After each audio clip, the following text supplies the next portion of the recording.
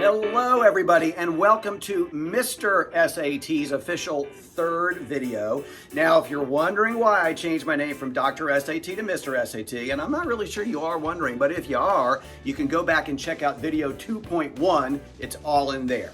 But if you recall, at the end of the second video, I promised to raise your SAT score just like that. So you ready? I'm going to show you how. Here we go. Ta-da!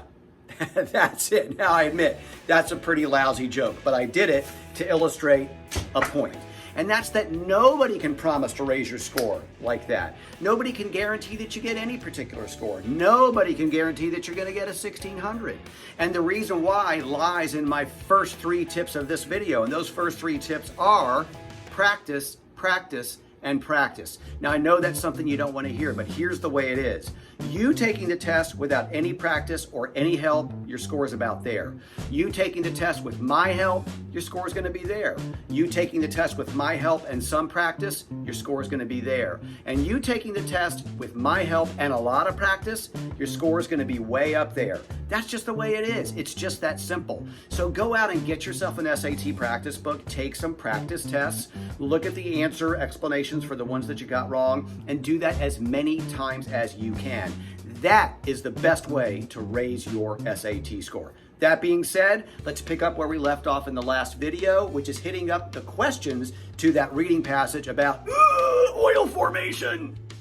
All right, now as you might recall, we were using this SAT reading passage to learn the tips and tricks about how to approach an SAT reading test. Feel free to pause the video now and read it if you haven't already. And if you missed video number 2, I suggest you go back and watch that one in order to understand how and why I marked up the reading passage the way that you see it here.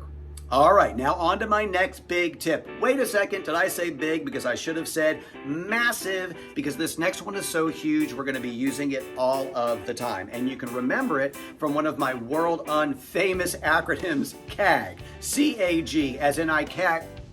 Okay, CAG isn't a word, I can't use it in a sentence, but CAG stands for cover up and guess. And what it means is, before we even look at the answer choices, we're gonna cover them up and come up with our own answer choice first. What? That doesn't seem like it makes any sense, does it? But it's gonna work. You're gonna be shocked at how well it works. Come on! All right, so let's use CAG for question 22. I'm gonna cover up the answers before I even look at them. And then I'll read the question, which says, the passage is written from the perspective of someone who is blank. We've got to come up with the blank. Now, if you remember from video 2, I mentioned how important it was to read the blurb that precedes every reading passage. Let me remind you of what the blurb said for this reading passage. It said, the following passage on the formation of oil is excerpted from Athabasca, a novel about oil exploration written by Alistair MacLean.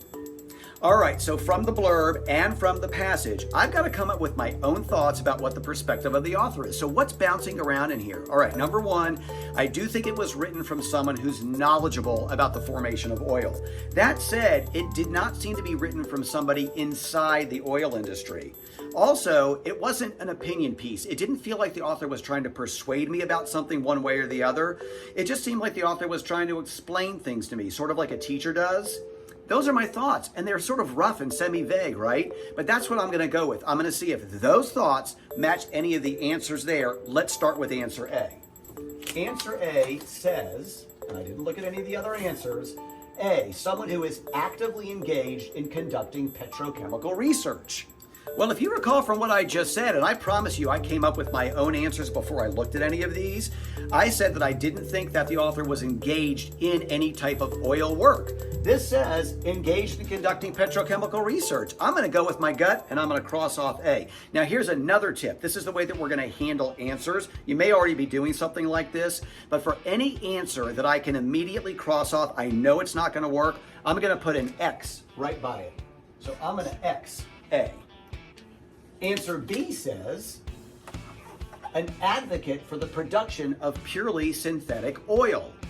Okay, if you already know that an advocate is someone who supports or recommends something, you would X this one out too, because we established in our guess that the author's not trying to persuade us as an advocate of something would. Now, if you don't know what an advocate is, don't worry, because the answer also mentions synthetic oil. And if you recall from the passage, synthetic oil was only mentioned once, and that was to say it had not yet been invented. Synthetic oil is almost an afterthought. It's not the author's main purpose or intent. We can X off B. Now answer C, a prospector involved in the search for underwater oil deposits. Now whether or not you know what a prospector is doesn't matter either, because answer choice C also said someone involved in the search. And my gut told me that it's someone who's not involved in the oil industry. I'm going with my gut and I'm Xing out C.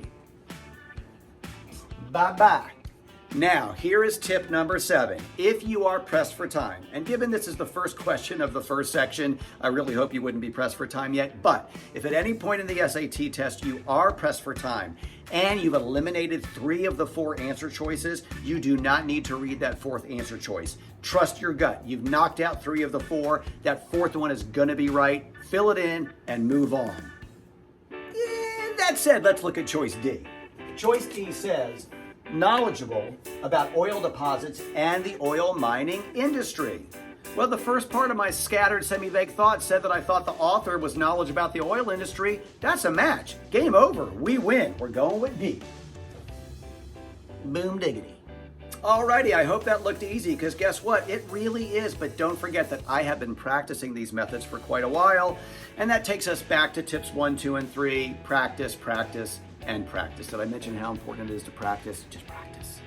All right, everybody, we's out of time. On the next Mr. SAT video, we'll continue to hit up the questions associated with this reading passage. We'll learn the tips and tricks as we move along. And here's a Mr. SAT promise for the next video.